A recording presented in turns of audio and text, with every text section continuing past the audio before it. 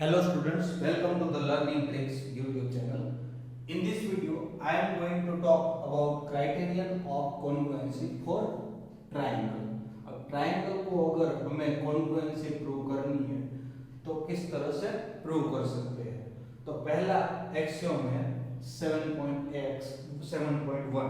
तो हमने पहले ही बताया था कि जो भी चैप्टर नंबर है उसके हिसाब से फर्स्ट एक्सियोम आएगा तो उसको हम 7.1 नंबर देंगे। सिमिलरली दूसरा आएगा तो 7.2, बट जनरली एक्सियोम में वो लाइन में दिए जाते हैं। और थियरम की बात करते हैं तो थियरम भी कुछ इस तरह से ही हम देने वाले हैं, जिसमें थियरम अगर पहला थियरम है तो थियरम 7.1, दूसरा है तो 7.2 प्लस एक्सियोम मतलब क्या होता है? तो axiom is a statement which we are using for whole mathematics, मतलब मैथमेटिक्स में कहीं भी अप्लाई कर सकते हैं। और पोस्टुलेट मतलब क्या होता है?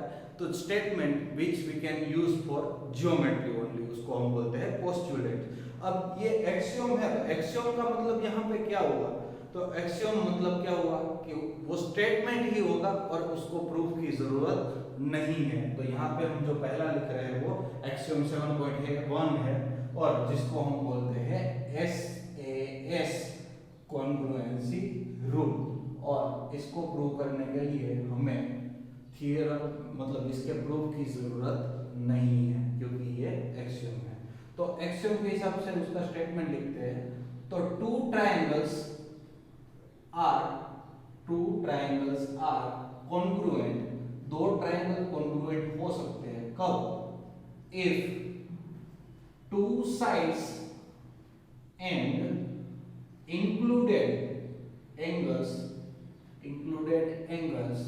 angle of one triangle is equal to the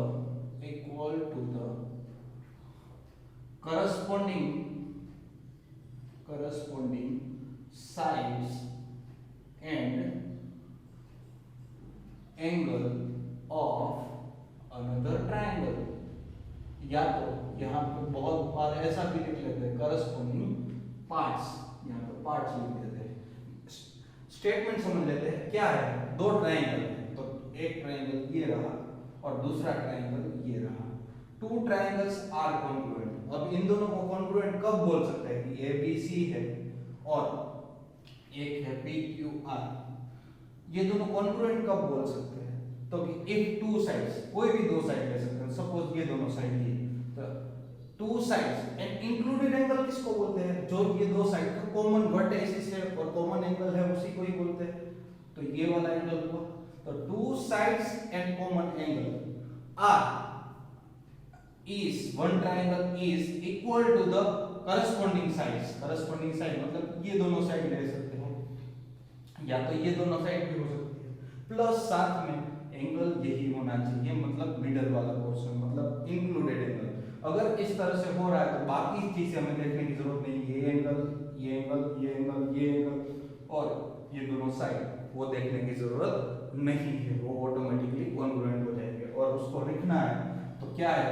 तो ABC, triangle ABC is congruent to triangle PQR, ये लिख सकते हो। प्लस इसके हिसाब से हमारे पास कितनी कॉन्ग्रुएंसी क्राइटेरिया था? CPCT कितने थे? 6, 3 एंगल के साथ और 3 साइड के साथ। तो हमने 3 का तो ऑलरेडी यूज किया, तो बाकी क्या 3 मतलब एंगल B के साथ एंगल Q, एंगल C के साथ एंगल R और BC के साथ QR, वो CPCT के हिसाब से हम लिख सकते हैं। समझ में आया? सो यहाँ पे already AB is equals to PQ था, वो गिवन था। AC is equals to PR था, वो भी गिवन था। Angle A is equals to angle P, ये भी गिवन था। ये तीनों गिवन में आए। क्यों? साइड एंगल साइड, लाइन में ही देख रहे हो, देखो side angle side, side angle side. तो इसी तरह से लाइन में अगर S और ये होता तो इसको हम SS से बोलते, बट ऐसी कोई कॉन्ग्रुएंसी क्राइटेरिया नहीं है। सो SAS की बात करें तो ये SAS कॉन्ग्रुएंसी क्राइटेरिया होगा, उसके हिसाब से हम लिख सकते हैं angle B is equals to angle Q, angle C is equals to angle R और BC is equals to QR। तो ये हमारा पहला एक्सियोम है जिसको प्रूव करने की जरूरत नहीं है। सो ये दोनों ट्रायंगल कॉन्ग्रुएंट हो गए। अब ऐसा जरूर नहीं है कि ABC के साथ में होना चाहिए। अब सपोज ऐसा ट्रायंगल अगर दिया दिया गया होता कि जिसमें यहाँ पे ए बी और सी नाम दिया है, बट ये साइड बी सी और पी क्यू इक्वल है, यहाँ पे ये दोनों साइड इक्वल है और ये वाला एंगल पी के बराबर है। मतलब क्या हुआ, B C is equal to P Q है, angle C is equal to angle P है और A C is equal to P R है। तो इसको अगर लिखना हो तो कैसे लिख सकते हो, तो ट्राइंगल के हिसाब से यहाँ पे ए बी सी अगर मुझे लिखना है तो यहाँ पे ए बी की सी के सामने क्या लिखना पड़ेगा, तो देखो सी के सामने तो ऑफ कोर्स पी आने वाला है, तो यहाँ पे तो पी आएगा। अब ये आर के साथ में ये ए आने वाला है, तो यहाँ पे आर क्यू पी ऐसे लिखना पड़ेगा, तभी हमारी कॉन्ग्रुएंसी क्राइटेरिया राइट होता है, अदरवाइज ये रॉन्ग है। Am I clear? I think ये सब आपको समझ में आ गया है। नाउ थ्योरम 7.1 के बारे में बात करते हैं। तो थ्योरम 7.1 है वो क्या है? थ्योरम 7.1 है वो सेकंड स्टेप है और थ्योरम लिखा हुआ है मतलब इसके प्रूफ की हमें जरूरत पड़ने वाली है। थ्योरम 7.1 है वो एएसए कॉन्ग्रुएंसी रूल है। एएसए का मतलब अब नाम से ही आपको पता चल गया होगा क्या है। तो यहाँ पे एक शॉर्ट फिगर दो बना देता हूँ, एक और ये दूसरा, ये दोनों फिगर है। अब फिगर के हिसाब से ये बी सी और यहाँ पे है पी क्यू आर, तो अगर ये एंगल देख रहे हो तो साथ में एक एंगल देखना पड़ेगा, कोई भी एक एंगल।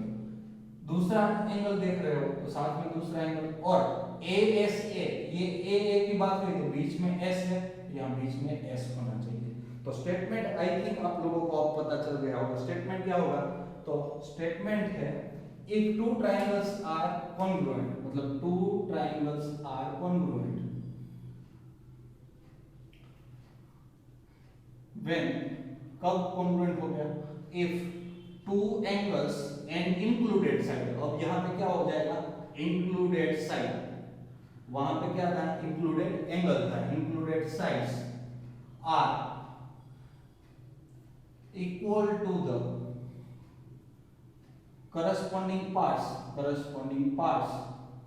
of another triangle। दूसरे ट्राइंगल के यही पार्ट के साथ अगर वो भी इक्वल है तो हम क्या बोल सकते हैं, दोनों कॉन्ग्रुएंट है।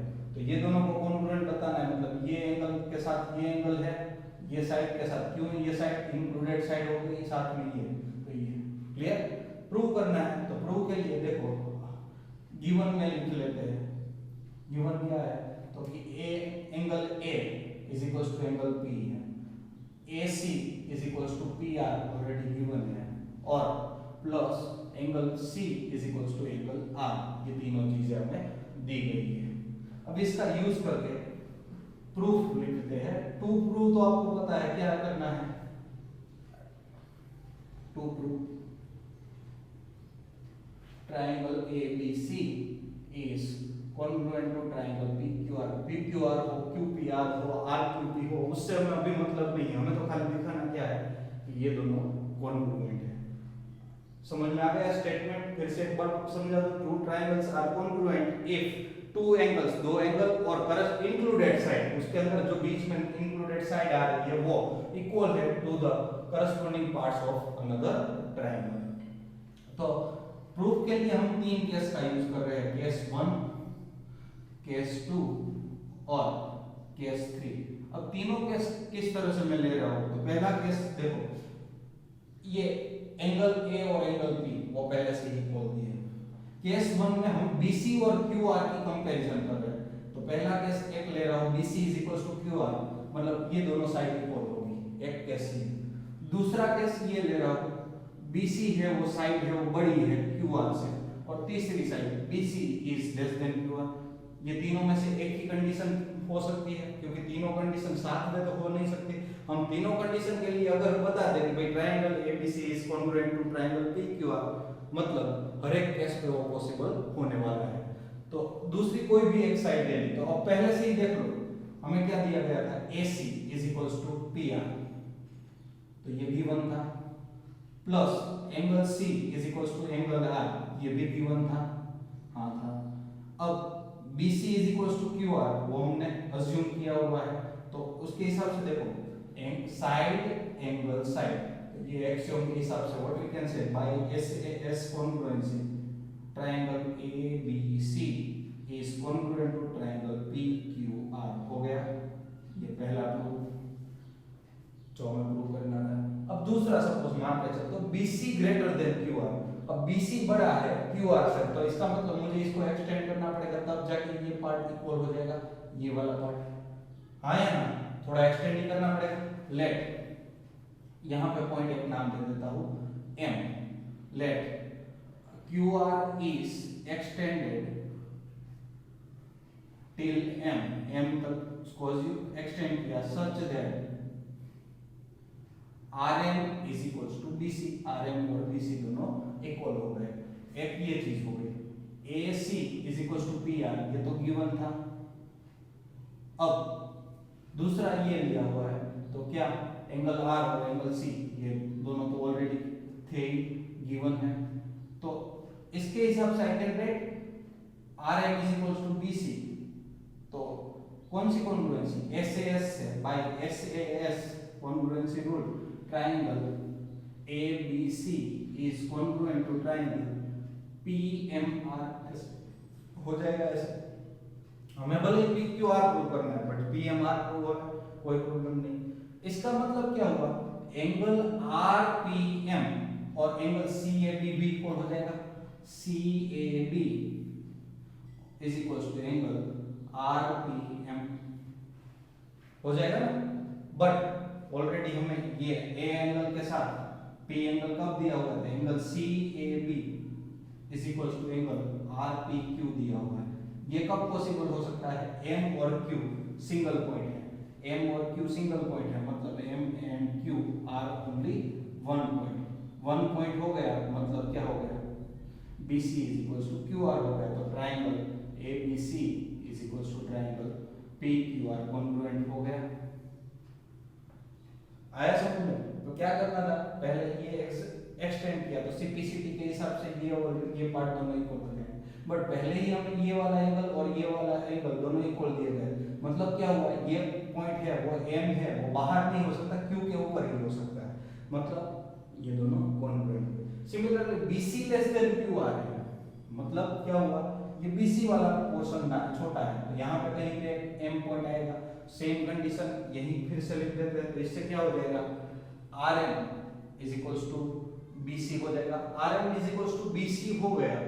इसका मतलब ये हमने प्रूव किया हुआ है एक्सटेंड करके। ये लाइन फिर से लिख देनी है।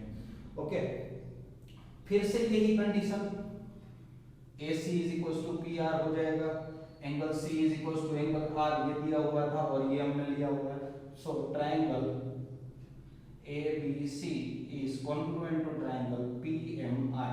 इसका मतलब angle BAC is equals to angle MPR हो जाएगा। ये कब पॉसिबल हो सकता है? तो angle BAC is equals to angle QPR को दिया था, मतलब M और Q are single point, M and Q single point, मतलब क्या हो गया? Triangle ABC is congruent to triangle PQR। जो आपने 7th स्टैंडर्ड में पढ़ा था, यही दोनों थ्योरम और एक्सियम पढ़े हुए थे, बट वहाँ पे आपको प्रूफ की जरूरत पड़ी नहीं थी। बट यहाँ पे हम प्रूफ के साथ ये दोनों एक्सियम को बता रहे। तो एक्सियम के प्रूफ की जरूरत नहीं है। तो पहली क्राइटेरिया का हमारा क्या रहेगा? SAS, और दूसरा क्राइटेरिया हमारा रहेगा ASA। और ASA को हमने प्रूव किया है 3 स्टेप में, केस 1, केस 2 और case 3। So this is a most important theorem which can be asked in your examination for 4 marks. So let us start a new topic of this chapter, that is exercise 7.1.